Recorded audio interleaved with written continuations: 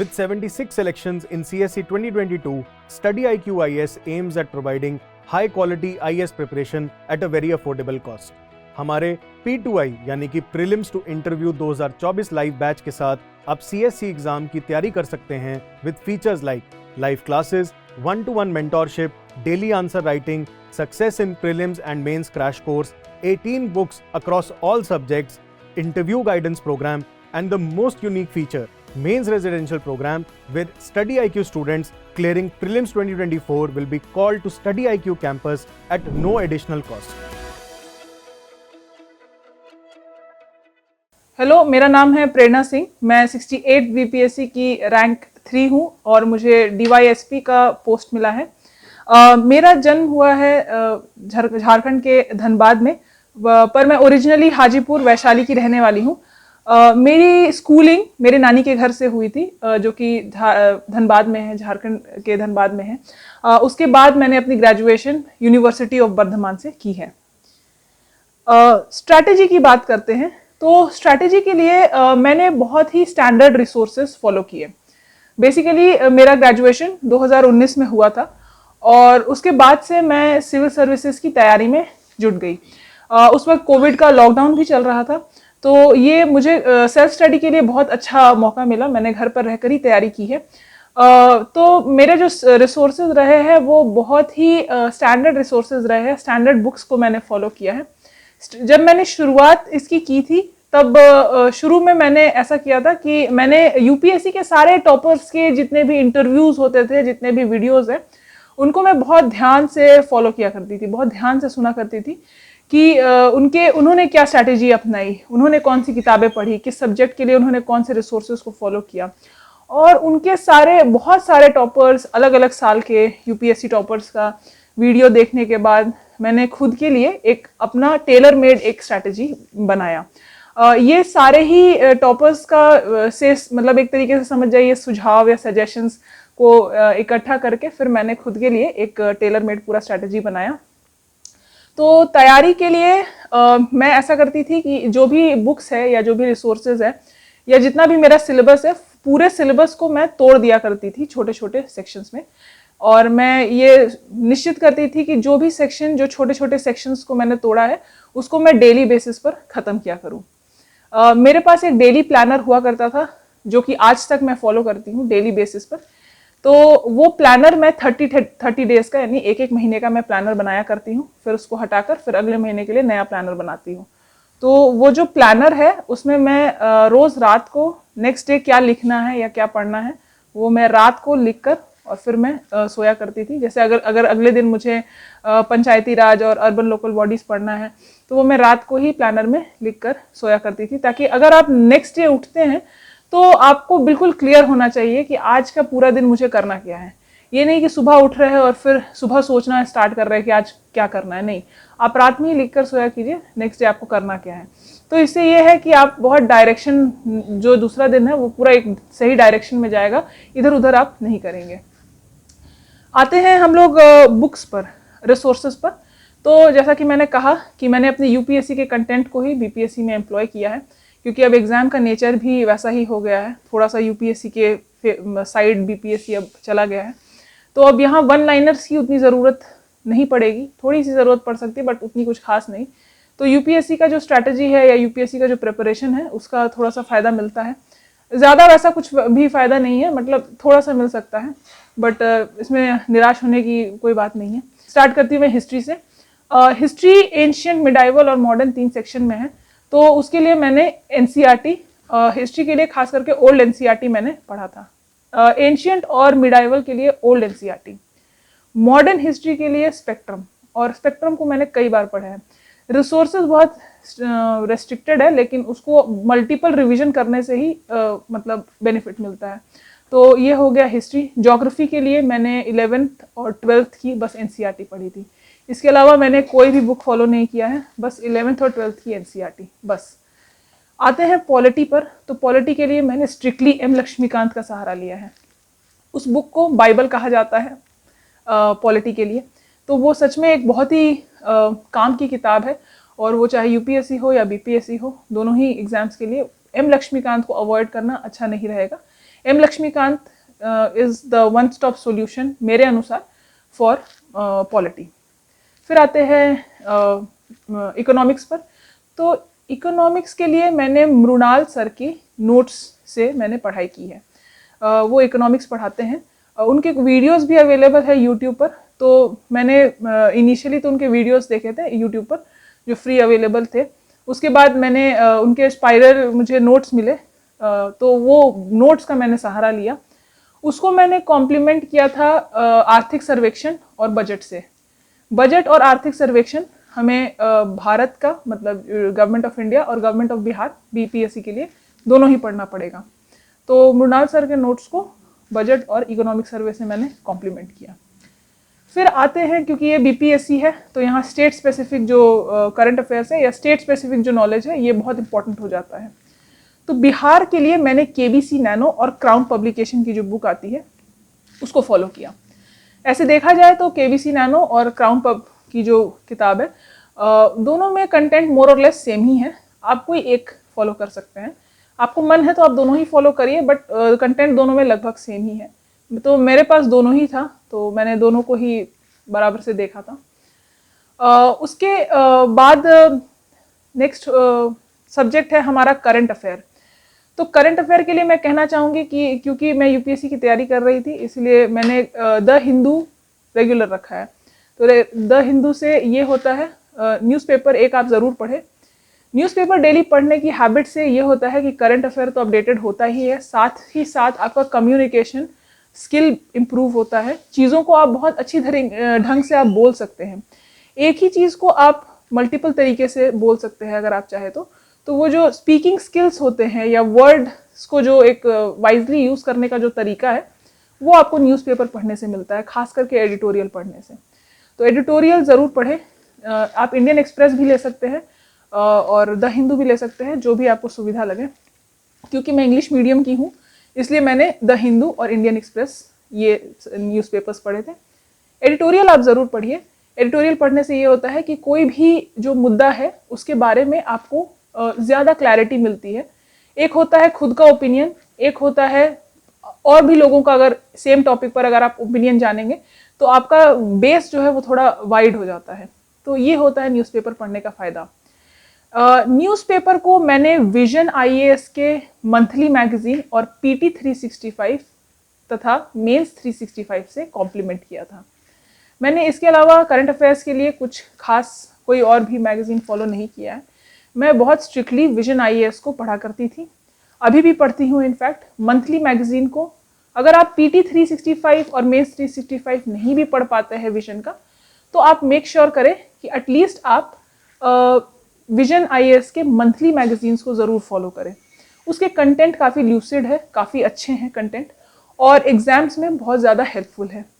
Content क्योंकि अच्छा है इसलिए आपको आंसर राइटिंग में भी बहुत ज़्यादा मदद करेगा, पीटी में भी मदद करेगा। क्यों? क्योंकि अब जो क्वेश्चंस है वो एमसीक्यू जो आते हैं प्रीलिम्स में बीपीएससी के, वो वन लाइनर फॉर्मेट में नहीं होते हैं, वो एलिमिनेशन टेक्निक्स पर बेस्ड होता है। उसमें सेंटेंस दिए रहते हैं, बहुत सारे स्टेटमेंट बेस्ड होते हैं, तो आपको सही स्टेटमेंट का पता होना होगा तभी जाकर आप सही आंसर पर आएंगे। तो इसके लिए विजन का जो मंथली मैगजीन है वो बहुत यूज़फुल है। रहा सवाल कि कितना करंट अफेयर कवर करना है, तो मैं कहूँगी कि प्रीलिम्स के लिए आप 1 साल का करंट अफेयर मिनिमम कवर करके जाएं।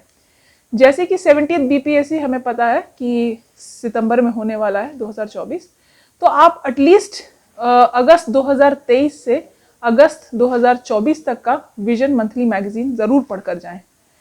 साथ ही साथ बिहार के करंट अफेयर पर आते हैं। तो बिहार के करंट अफेयर के लिए मैं हिंदुस्तान न्यूज़पेपर को देखा करती थी, फॉलो किया करती थी, और उसके साथ में स्पीडी की जो मैगजीन आती है बिहार के लिए, बिहार स्पेशल के लिए एक स्पीडी की मैगजीन आती है current affair, Bihar current affair, तो वो किताब मैं खरीदा करती थी और उससे मैं पढ़ा करती थी। उससे मैं बिहार के कंटेंट्स को एनरिच किया करती थी। बिहार पर अपना जो वो है आपका जो नॉलेज है उसको मजबूत करके रखना बहुत ज़रूरी है, क्योंकि आप एक स्टेट पीसीएस दे रहे हैं। ये क्योंकि स्टेट पीसीएस है इसलिए स्टेट की नॉलेज आपके पास बहुत अच्छे तरीके से होनी चाहिए। जितना ज़्यादा बिहार अच्छे तरीके से आपका कवर्ड होगा, आप समझ जाइए उतना एज पा सकते हैं बाकी स्टूडेंट्स के ऊपर, आंसर राइटिंग हो या पीटी ही हो। आते हैं मॉक्स पर। तो कई बार ऐसा स्टूडेंट्स पूछते हैं कि मॉक्स देना ज़रूरी है क्या। तो मैं हमेशा यही कहूँगी कि आप कितने पानी में हैं ये पता करने का तरीका है मॉक्स देना। मॉक्स जितने ज़्यादा आप देंगे उतना ज़्यादा आप में इम्प्रूवमेंट आएगा। तो अगर मैं अपनी बात करूं तो मैंने पीटी के लिए लगभग 35 मॉक्स लगाए थे, लगभग 35 मॉक्स अलग अलग सोर्सेज से, जैसे कि परफेक्शन आईएएस के मॉक्स, टेक्स्ट बुक के मॉक्स, एड्यूटेरिया के मॉक्स, ये मुझे अवेलेबल थे और इनके क्वेश्चंस अच्छे भी थे। तो मैंने इनके मॉक्स मिलाकर अराउंड 35 मॉक्स मैंने प्रीलिम्स के लिए लगाया था। मेंस में भी मॉक्स यानी आंसर राइटिंग करना बहुत ज़्यादा ज़रूरी है। तो मुझे याद है कि मैंने मेंस के लिए लगभग 12 फुल लेंथ टेस्ट लिखे हैं, अलग अलग इंस्टीट्यूट से, अलग अलग संस्थाओं के मॉक्स मैंने दिए हैं।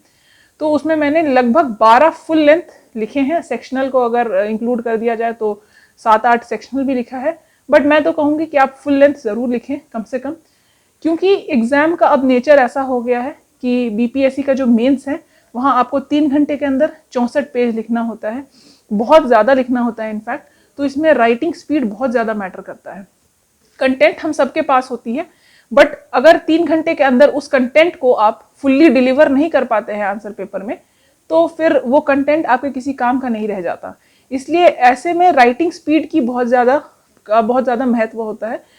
राइटिंग स्पीड कैसे बढ़ाएं, उसके लिए आपको ज़्यादा से ज़्यादा मॉक्स देने होंगे। आप जितना ज़्यादा फुल लेंथ टेस्ट लिखेंगे जाकर, चाहे आप घर पर भी बैठकर लिख सकते हैं अगर आपको क्वेश्चंस अवेलेबल है तो, या आप सेंटर पर किसी जाकर भी लिख सकते हैं, लेकिन आप जितना ज़्यादा लिखेंगे आपकी राइटिंग स्पीड उतनी ज़्यादा इम्प्रूव होगी। अगर मैं आपको मेंस की एक और भी कुछ बताऊं तो मेंस में बेसिकली हमें 5 शॉर्ट आंसर्स लिखने होते हैं हर सेक्शन में। जैसे GS1 हो गया, उसमें 3 सेक्शन होते हैं और प्रत्येक सेक्शन में आपको 5 शॉर्ट आंसर और 2 लॉन्ग आंसर्स लिखने होते हैं। 5 शॉर्ट आंसर लिखना होता है, मतलब प्रत्येक शॉर्ट आंसर आपको लगभग 1 पेज या 1.5 पेज में आपको लिखना होता है, और प्रत्येक लॉन्ग आंसर आपको 4.5 मिनिमम 4.5 पेज में कंटेंट के साथ, अच्छे कंटेंट के साथ आपको 4.5 पेजेस में एक लॉन्ग आंसर लिखना होता है। तो इतना लिखने के लिए कंटेंट चाहिए नो डाउट, बट उसके साथ राइटिंग स्पीड भी बहुत ज़रूरी हो जाती है। तो ऐसे में आप कोशिश कीजिएगा कि अगर आप घर पर बैठकर मॉक लिख रहे हैं तो एक 38 मार्कर क्वेश्चन यानी एक लॉन्ग आंसर को आप टाइमर लगा के 20 मिनट के अंदर लिखने की कोशिश कीजिएगा, क्योंकि अगर आप 20 मिनट्स एक्सीड करते हैं एक लॉन्ग आंसर लिखने में तो आपका टाइम पूरा एग्जॉस्ट हो जाएगा और हो सकता है कि जो आखिरी सेक्शन है यानी सेक्शन सी है उसके कुछ क्वेश्चंस आपके छूट जाएंगे एग्जाम हॉल में। इसीलिए एक 5 शॉर्ट आंसर लिखने के लिए 35 मिनट्स और एक लॉन्ग आंसर लिखने के लिए मिनिमम 20 मिनट्स आप खुद को दे सकते हैं। टाइमर लगाकर लिखिए, इससे ये होगा कि आपके राइटिंग स्पीड पर टाइम का कमांड रहेगा। आते हैं मेंस की ओर। तो मेंस में एक है हिंदी का पेपर जो कि कंपलसरी होता है बट क्वालिफाइंग इन नेचर होता है। फिर होता है GS1, GS2, ऐसे और ऑप्शनल। ये पेपर्स हमें क्वालिफाई करने होते हैं बीपीएससी के मेंस में। हिंदी के लिए आपको बेसिक हिंदी की ग्रामर और निबंध लिखना आना चाहिए। ये क्योंकि क्वालिफाइंग नेचर है तो आप अगर आपका कमांड अच्छा है, निबंध अगर आप लिख सकते हैं और ग्रामर वगैरह पर आप अगर पढ़ लेते हैं तो आप बहुत अच्छे तरीके से हिंदी में आप सेल थ्रू कर सकते हैं। आते हैं GS1 पर। GS1 में रहता है history, Indian history, international relations, current affair और DI। कोशिश कीजिएगा कि DI का जो सेक्शन है जो कि सेक्शन 3 होता है उसमें आपके क्वेश्चंस गलत ना हो। तो वो बेसिकली 72 मार्क्स का होता है। अगर आप 72 में 72 यानी फुल मार्क्स लाने में सफल होते हैं तो आप अपने लिए एक बहुत अच्छी रैंक जो है वो आप एक्सपेक्ट कर सकते हैं, क्योंकि ये आपको एज देता है। अगर आप सारे क्वेश्चन सही करते हैं तो स्ट्रेट अवे 72 मार्क्स का एज मिल जाता है आपको सारे कैंडिडेट्स के ऊपर। हिस्ट्री में आप जो क्वेश्चंस आते हैं वो आप आराम से स्पेक्ट्रम के हेल्प से, और बिहार की जो हिस्ट्री है जैसे कि चंपारण आंदोलन हो गया या फिर बिहार में तकनीकी शिक्षा का उदय, ये सारे जो टॉपिक्स हैं इन सारे टॉपिक्स को इन पर आप एक अच्छे से नोट्स तैयार करके रख लीजिए। ऐसे तो अब कोई फिक्स्ड पैटर्न नहीं रहा, बट हाँ आप जो रेगुलर पैटर्न्स है, जो रेगुलर हमारे कॉमन क्वेश्चंस है, उनको अगर आप देख कर भी जाएंगे तो आप अच्छा खासा मतलब 8 सवालों में से आप अच्छे खासे सवाल वहाँ लिख सकते हैं। रहा सवाल आईआर और करंट अफेयर कहाँ से पढ़े, तो वो मैंने विजन आईएएस के मंथली मैगजीन से ही पढ़ा है। उसके लिए विजन 365 और मेंस 365 का एक इंटरनेशनल रिलेशन का एडिशन अलग से आता है, तो आप चाहें तो वो इंटरनेशनल रिलेशन का जो एडिशन है वो आप अच्छी तरीके से कवर कर सकते हैं। उसमें आईआर बहुत अच्छी तरीके से कवर रहता है, तो विजन मैगजीन मैं फॉलो करने की एडवाइस दूंगी। आते हैं GS2 की ओर। GS2 का सेक्शन 1 है इंडियन पॉलिटी, सेक्शन 2 है इकोनॉमिक्स एंड ज्योग्राफी और सेक्शन 3 है science and technology. Indian polity जो पहला सेक्शन है उसके लिए मैंने स्ट्रिक्टली एम लक्ष्मीकांत को फॉलो किया है, नो अदर सोर्स, सिर्फ एम लक्ष्मीकांत। सेक्शन 2 जो कि है इकोनॉमिक्स एंड ज्योग्राफी, तो इसमें ज्योग्राफी अलग और इकोनॉमिक्स अलग नहीं आता है। इकोनॉमिक्स और ज्योग्राफी को एक दूसरे से कंबाइन करके ही सवाल ऐसे पूछे जाते हैं कि दोनों ही जो सब्जेक्ट्स है वो कवर हो जाए। इसमें आप ऐसा कर सकते हैं कि जो बिहार का परिदृश्य है उसको आप बहुत क्लियर रखिएगा, क्योंकि जितने भी क्वेश्चंस आते हैं उसमें बहुत क्लियरली लिखा रहता है कि विथ रिस्पेक्ट टू बिहार या बिहार के संदर्भ में बताइए। तो बिहार का जो इकोनॉमिक पर्सपेक्टिव है या बिहार का जो ज्योग्राफिकल एस्पेक्ट है, जैसे कि 69th का मेंस ही देख लीजिए, उसमें एग्रोक्लाइमेटिक जोन ऑफ बिहार दिया हुआ था। तो ये अगर बिहार का ज्योग्राफी आपको बहुत क्लियर है, बिहार का इकोनॉमिक्स आपको बहुत क्लियर है, तो पेपर 2 आपके लिए बहुत ही स्कोरिंग हो जाएगा। कोशिश कीजिए ज़्यादा से ज़्यादा मैप्स इनकॉर्पोरेट करने की। हाँ, और ये ज़रूर देखिएगा कि जहाँ ज़रूरी हो वहीं मैप्स बनाएं। ज़रूरी नहीं है हर जगह मैप लगा दिया जाए, तो जिन क्वेश्चंस में डिमांड हो या आपको लग रहा है कि यहाँ मैप बनाने से ज़्यादा मार्क्स आ सकते हैं, तो वहाँ आप कोशिश कीजिएगा, खास करके सेक्शन 2 में, तो वहाँ कोशिश कीजिएगा कि मैप्स का हेल्प लिया जाए, उससे मार्क्स अच्छे आएंगे। आते हैं सेक्शन 3 पर, जो कि है science and technology. Science and technology के लिए मैंने स्ट्रिक्टली विजन आईएएस की PT 365 और मेंस 365 जो साइंस के लिए अलग से आती है, मैंने उसका सहारा लिया है। ये ऑनलाइन अवेलेबल है, आप PDF डाउनलोड करके भी पढ़ सकते हैं, मैंने PDF से ही पढ़ाई की है। आते हैं आंसर राइटिंग की तरफ। तो आंसर राइटिंग का ऐसा है कि बहुत सारे स्टूडेंट्स ऐसा सोचते हैं कि मैं बहुत परफेक्ट हो जाऊंगा लिखने में, फिर तब लिखना स्टार्ट करेंगे। बट रियलिटी ये है कि आप कभी भी परफेक्ट नहीं हो सकते, मतलब कोई भी परफेक्ट नहीं होता है। मतलब 100% परफेक्शन लाना पॉसिबल भी नहीं है।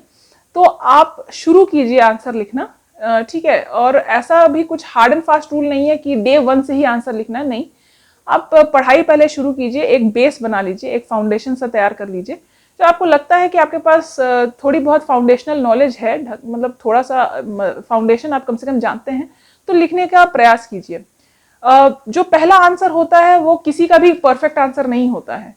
वो इनफैक्ट मेरे पास भी जो मेरा पहला आंसर है वो मैं अभी भी रखी हुई हूँ अपने पास, वो बिल्कुल भी परफेक्ट आंसर नहीं होता है, वो आपके लाइफ का सबसे टेरिबल आंसर होता है।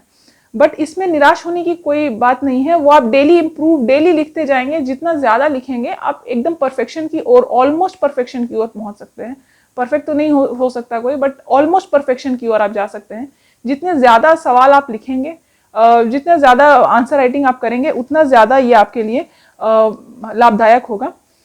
रहा सवाल कि पॉइंटर्स में लिखें या पैराग्राफ में लिखें, तो मैं स्पेसिफिकली पॉइंट्स में लिखना प्रेफर करती हूँ। मैं कम से कम पैराग्राफ्स यूज करना पसंद करती हूँ। इससे होता यह है कि आप पॉइंट्स में जब आंसर लिखते हैं तो वो बहुत ही क्लियर होता है, तो जो एग्जामिनर है उसको बहुत टू द पॉइंट आंसर्स मिलते हैं। तो उसके जो एग्जामिनर हैं उनके ऊपर भी स्ट्रेस थोड़ा कम होता है आंसर चेक करने पर। वो अगर मुझे थोड़ा कम स्ट्रेस हो रहा है किसी के पेपर को चेक करने में, तो जाहिर सी बात है मैं उसे थोड़ा ज़्यादा मार्क्स देना चाहूँगी, क्योंकि उसने मुझे थोड़ा कम स्ट्रेस दिया है। तो अगर ऐसा नहीं, आप पैराग्राफ में भी लिख सकते हैं, बहुत सारे लोग लिखते भी हैं बिल्कुल। बट अगर मेरे से पूछा जाए तो मैं इंट्रो और कंक्लूजन पैराग्राफ्स में लिखती थी, बट बाकी का जो बॉडी है, जो कि क्वेश्चन का मेन डिमांड होता है, उसको मैं हमेशा पॉइंटर्स में ही लिखती थी। और ये चीज याद रखिएगा कि जितने भी कीवर्ड्स है आपके आंसर के, उसको अंडरलाइन करना मत भूलिएगा। जहां संभव हो वहां डायग्राम जरूर बनाइए, अगर संभव है, स्कोप है तो। मैप बनाने का अगर कोई स्कोप है तो मैप जरूर बनाइए, लेकिन अंडरलाइन कीवर्ड्स को करना मत भूलिएगा। अगर आप कीवर्ड्स को अंडरलाइन करते हैं तो क्वेश्चन का जो मेन थीम है वो एग्जामिनर को पता करने में बहुत आसानी हो जाती है। इससे ये होगा कि उन्हें अगर पेपर चेक करने में आसानी हो रही है तो वो आपको मार्क्स भी अच्छे देंगे। बट मैं ये ऐसा नहीं कह रही हूँ कि पैराग्राफ्स में नहीं लिख सकते, बिल्कुल लिख सकते हैं, बट मैंने पॉइंटर्स ही प्रेफर किया है। अब आते हैं नोट्स मेकिंग की ओर। तो क्या मैंने नोट्स बनाया है? हाँ, मैंने अपने यूपीएससी की जर्नी के दौरान जितने भी नोट्स बनाए थे वही मुझे 68 बीपीएससी में काम आए।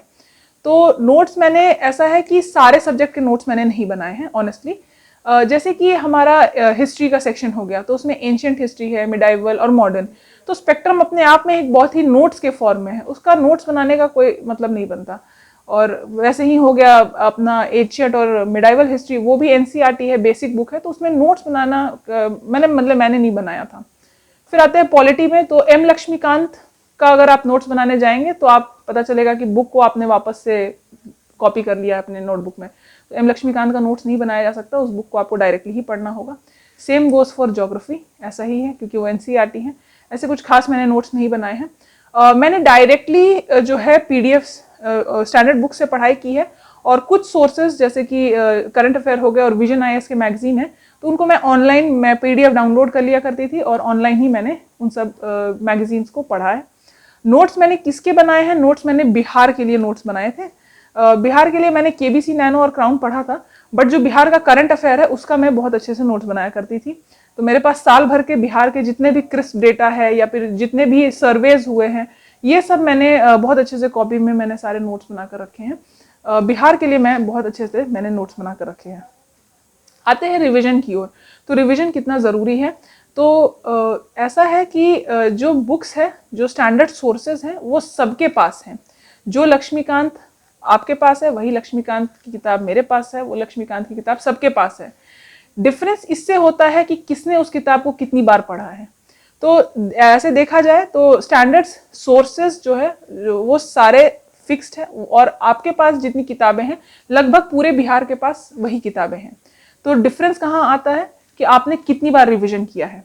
तो सोर्सेज को बहुत ही लिमिटेड रखिए। इधर उधर की किताबें जो है, इधर उधर के मतलब जो भी मार्केट में पीडीएफ्स है, क्योंकि हमें पता है ऑनलाइन का ज़माना है और कंटेंट जो है उसकी बाढ़ है मार्केट में।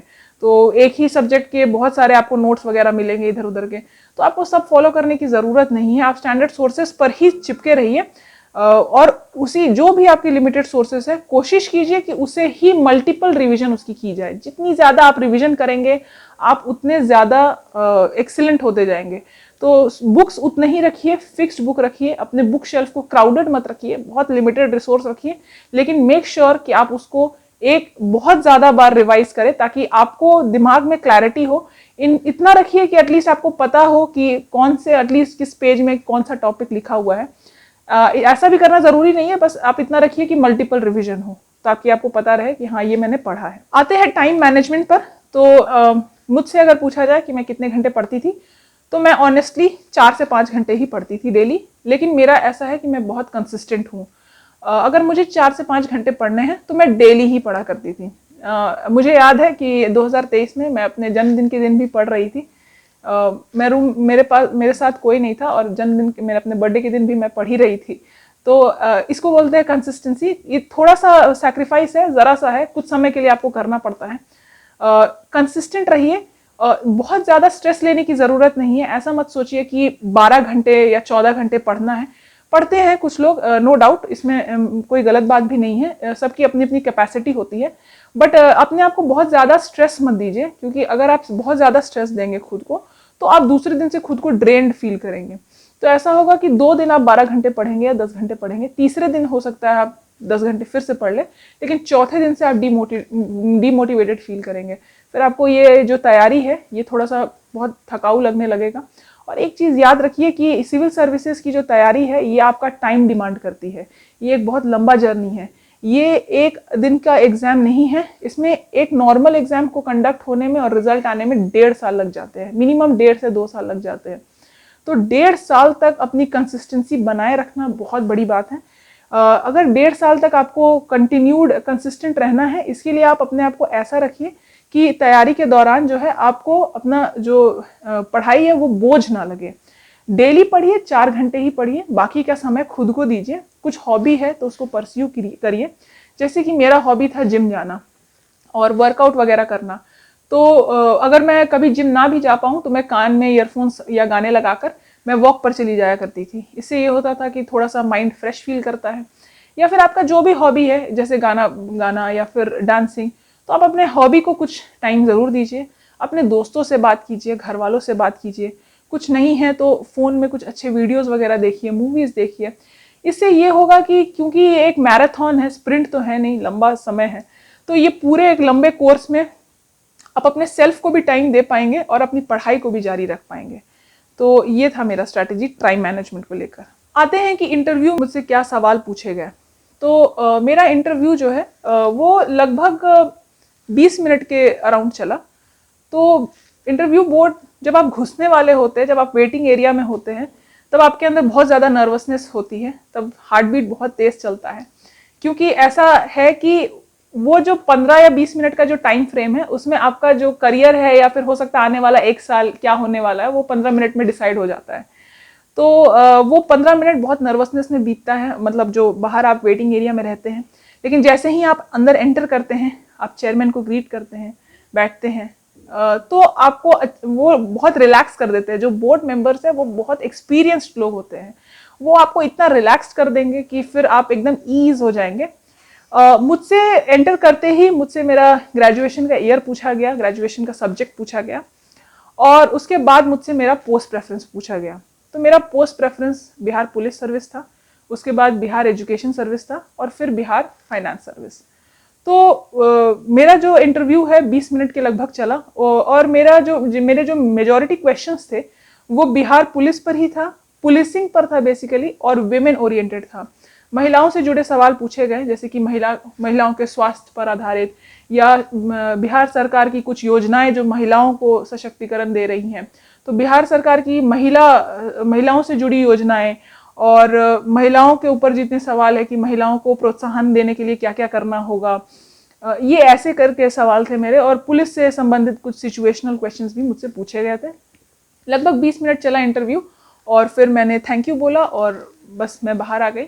और बाहर आते ही मुझे थोड़ा सा पॉजिटिव फील हो रहा था, क्योंकि मुझे ऐसा लग रहा था कि इंटरव्यू ठीक गया है। आते हैं सोशल मीडिया की ओर, कि क्या सोशल मीडिया होना ज़रूरी है या नहीं। तो ये एक बहुत ही सब्जेक्टिव क्वेश्चन है। मैं ऐसा किसी को नहीं कहूँगी कि आप बहुत हार्ड एंड फास्ट हो जाइए खुद पर और एकदम सोशल मीडिया और दुनिया से अपने आप को काट लीजिए, ऐसा ज़रूरी नहीं है। ये पर्सन टू पर्सन वैरी करता है। मेरे कुछ दोस्त हैं जो कि पूरे सोशल मीडिया पर थे, फेसबुक, इंस्टाग्राम वगैरह सब यूज़ कर रहे थे, और उनको बहुत अच्छी रैंक आई है। लेकिन आप मुझसे पूछेंगे तो मैं सोशल मीडिया पर 3 साल से नहीं थी। मैंने सारे सोशल मीडिया अकाउंट्स जो है वो डिलीट कर दिए थे, और मैं बहुत ही लिमिटेड लोगों के ही कॉन्टैक्ट्स में थी। ज़्यादा कॉन्टैक्ट्स मैं रही नहीं। मेरे 2-4 बहुत अच्छे दोस्त थे थ्रू आउट ये जो जर्नी है 3 साल जो मैंने सिविल सर्विसेज में जो 3 साल लगाए हैं। तो क्योंकि मैं सोशल मीडिया से बहुत कट ऑफ थी, मुझे दिन दुनिया का कुछ खबर से मुझे मिलता नहीं था कि हो क्या रहा है या किसके साथ क्या हो रहा है, तो ताकि मुझे डिस्ट्रैक्शन ना हो, इसलिए मैंने फ़ोन में 3 साल तक कोई अकाउंट नहीं रखा। मैं फिर ऐसा है कि मैं प्रेफर करती थी कि मैं अपने पेरेंट्स से बात कर लूँ, फ़ोन करके उनसे ही बात कर लूँ, अपने भाई बहन से बात कर लूँ, मेरे कुछ कज़न्स हैं उनसे बात कर लूँ, और मेरे कुछ दोस्त हैं जैसे कि सुमित, पूजा, रश्मि, इन्हें मैं फ़ोन कर लिया करती थी और इनसे मैं बात किया करती थी। इनसे बात करके यही है कि बहुत पॉजिटिव सा फीलिंग आता था, और जाहिर सी बात है कि लंबा जर्नी है तो आप डिमोटिवेटेड फील करेंगे। तो अगर आपका सर्कल जो है वो काफ़ी अच्छा रहेगा, वो एक कॉम्पैक्ट पॉजिटिव लोगों का सर्कल रहेगा, तो वो आपको हताश होने नहीं देंगे। इससे ये हुआ कि कई बार मेरा मनोबल टूटा, मैंने खुद पे सोचा कि भाई ये नहीं होगा मेरे से, या मैं नहीं कर सकती हूँ ये। तो मेरे दोस्त, मेरे परिजन जो है उन्होंने मुझे कहा कि तुमसे होगा, अगर तुमसे नहीं होगा तो फिर किसी से नहीं होगा। तो ये होता है अच्छे दोस्त रखना। तो हाँ, सोशल मीडिया पर नहीं थी, पर अच्छे लोगों की संगत में मैं थी, बिल्कुल। आते हैं कोचिंग की ओर कि क्या कोचिंग लेना ज़रूरी है। मैंने सेल्फ स्टडी का सहारा लिया है, मैंने 3 साल सेल्फ स्टडी किया है। हाँ, मैं बहुत सारे कोचिंग्स के ऑनलाइन और ऑफलाइन मॉक्स में जुड़ी हूँ। जैसे कि मैंने परफेक्शन आईएएस में आंसर राइटिंग किया है, मेंस के लिए आंसर राइटिंग किया है, और जो हमारा मॉक इंटरव्यू है, तो मैंने, क्योंकि वो फ्री होता है मॉक इंटरव्यू, तो मैंने बहुत सारे कोचिंग्स में फ्री मॉक इंटरव्यूज दिए हैं। पर मैं ऐसे प्रत्यक्ष रूप से किसी भी कोचिंग संस्थान से नहीं जुड़ी हूँ। ऐसे क्लेम्स है स्टूडेंट की, बहुत सारे कोचिंग जो है वो क्लेम कर रहे हैं कि मैं उनकी स्टूडेंट हूँ या मैंने उनसे पढ़ा है, बट ये ऐसा बिल्कुल भी नहीं है। मैं किसी भी कोचिंग से मैंने पढ़ाई नहीं की है, मैंने फ्री मॉक इंटरव्यूज हर जगह दिए हैं। वो ऑब्वियस सी बात है, जब आप भी इस स्टेज पर पहुंचेंगे तो हर जगह आप फ्री इंटरव्यू देने के लिए, मॉक देने के लिए हम सब जाते हैं, आप भी जाएंगे बिल्कुल। बट प्रत्यक्ष रूप से मैं कहीं से जुड़ी नहीं हूँ। क्या कोचिंग लेना ज़रूरी है? ये बिल्कुल सब्जेक्टिव है। कुछ बच्चे हैं जिनका स्कूलिंग बहुत अच्छी तरीके से हुआ है, जैसे कि मैं, तो मेरी स्कूलिंग अच्छी हुई है, इसलिए मुझे चीज़ों को ग्रास्प करने में या कॉन्सेप्ट समझने में ज़्यादा मेहनत नहीं लगता, तो मुझे कोचिंग की कोई ज़रूरत ही नहीं पड़ी। लेकिन कुछ बच्चे हैं जिनका एजुकेशनल बैकग्राउंड किसी कारण से उतना अच्छा नहीं हो पाता है, सबके अपने कारण होते हैं, तो नहीं हो पाता है, बट वो सिविल सर्विसेज की तैयारी करना चाहते हैं, तो ऐसे में वो कोचिंग का सहारा ले सकते हैं। कोचिंग का हेल्प लेने से ये होता है कि आपको डायरेक्शन पता चलता है कि पढ़ना क्या है, कौन सी किताबें पढ़नी है या किस डायरेक्शन में जाना है, ये सब आपको पता चलता है कोचिंग में जाने से। और लेकिन ऐसा क्या ये मैंडेटरी है? नहीं, ये बिल्कुल आप पर निर्भर करता है। अगर आपको लगता है कि आपको हेल्प की ज़रूरत है, आप बिल्कुल कोचिंग लीजिए, लेकिन अगर आपको लगता है कि आप खुद से तैयारी कर सकते हैं तो मैं तो आपको कहूँगी कि आप खुद से ही तैयारी कीजिए। एंड में सेल्फ स्टडी ही काम आता है, ठीक है। एक आध साल आप कोचिंग ले सकते हैं, बट एंड में आपका सेल्फ स्टडी ही आपको काम देगा। मैं किसी भी कोचिंग संस्थान से मैं नहीं जुड़ी हूँ, मैंने हर जगह फ्री मॉक इंटरव्यूज और आंसर राइटिंग टेस्ट सीरीज मैंने दिए हैं, तो ये रहा था मेरा जर्नी। आते हैं importance of plan be in life. तो प्लान बी डिपेंड करता है, कुछ लोग अगर कॉन्फिडेंट होते हैं कि मेरा क्लियर हो ही जाएगा, तो ऐसे लोगों को ज़रूरी नहीं है प्लान बी रखना। बट मेरा भी एक प्लान बी था, मैंने LLB कर रखा है, और मेरे पेरेंट्स जो है वो झारखंड हाई कोर्ट के लॉयर्स हैं, तो मेरे पास LLB की डिग्री है, तो मैं उस डिग्री को एज अ प्लान बी मैंने रखा है कि अगर मैं सिविल सर्विसेज में, अगर, क्योंकि ये बहुत अनसर्टेन जर्नी है, अगर क्लियर नहीं कर पाती हूँ किसी कारण से, तो मैं अपने LLB को परस्यू करूँगी, और मैं एज अ लॉयर जो है मैं अपने जो झारखंड हाई कोर्ट है वहाँ मैं सर्व करने का मैंने प्लान बी रखा था। बट ये प्योरली आप पर डिपेंड करता है, ऐसा ज़रूरी नहीं है कि आप प्लान बी रखें ही। आते हैं सिविल सर्विसेज की तैयारी के दौरान होने वाले जो हाई लो फेजेस है। तो मैं सारे स्टूडेंट्स को यही कहना चाहूँगी कि ये जो तैयारी है ये बहुत अनसर्टेन है। ये जो पूरी जो जर्नी है सिविल सर्विसेज की, ये बहुत ही अनसर्टेन है। यहाँ कोई भी, मतलब जनरली मैं कहूँगी कि लोग ऐसा नहीं कह सकते कि मतलब रिजल्ट होगा ही, कभी कभी होता है कि हम फेल हो जाते हैं। मैं खुद मैंने खुद 2 बार UPSC दिया है और मैं फेल हुई हूँ दोनों बार।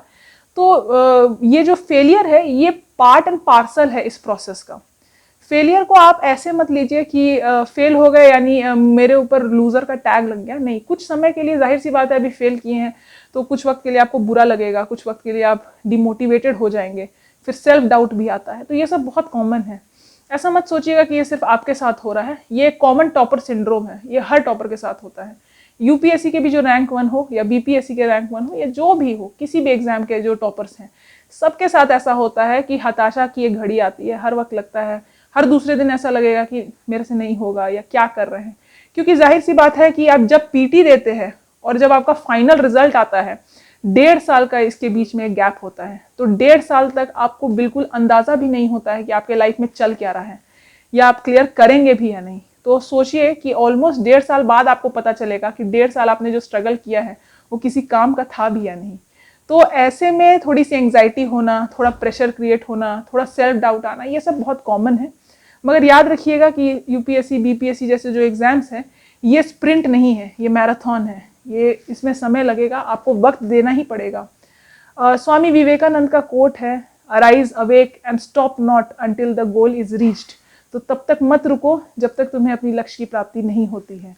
70th BPSC के जो स्टूडेंट्स हैं, जो कि अब सितंबर 2024 में जो एग्ज़ाम होने वाला है, तो उनको एक वर्ड ऑफ एडवाइस अगर मैं देना चाहूँगी तो मैं यही कहना चाहूँगी कि आप अपने रिसोर्सेज को सबसे पहली बात बहुत रेस्ट्रिक्टेड रखिए।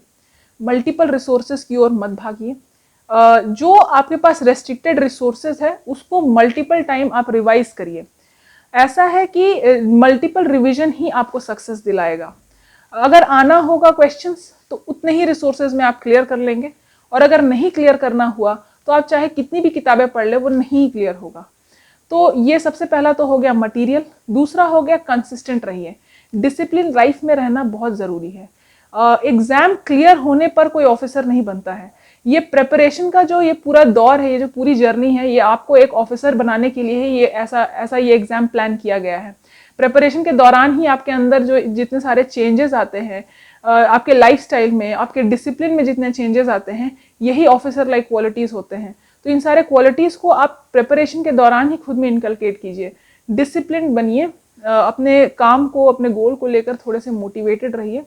एग्ज़ाम में थोड़ा सा सैक्रिफाइस करना पड़ता है, जैसे कि कभी कभी आप शादी में नहीं जा पाते, दोस्तों के साथ पार्टी नहीं कर पाते, बट ये रिक्वायर्ड भी है, क्योंकि थोड़ा सा अपने आप को रेस्ट्रिक्टेड रखना, थोड़ा सा डिसिप्लिन्ड रखना अप्रोच को, ये सब बहुत ज़रूरी है। आप बिल्कुल अपने आप को अगर आप सोचेंगे कि मैं सब चीज़ के साथ अगर पढ़ाई कर लूँ, तो ऐसा आमतौर पर ऐसा संभव नहीं है।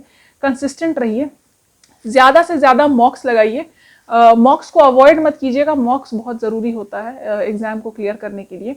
और अपने आप को मोटिवेटेड रखिए। मोटिवेशन के लिए आपको वीडियोस देखने की या मोटिवेशनल वीडियोस देखने की ज़रूरत नहीं है, वो मोटिवेशन आपके अंदर है।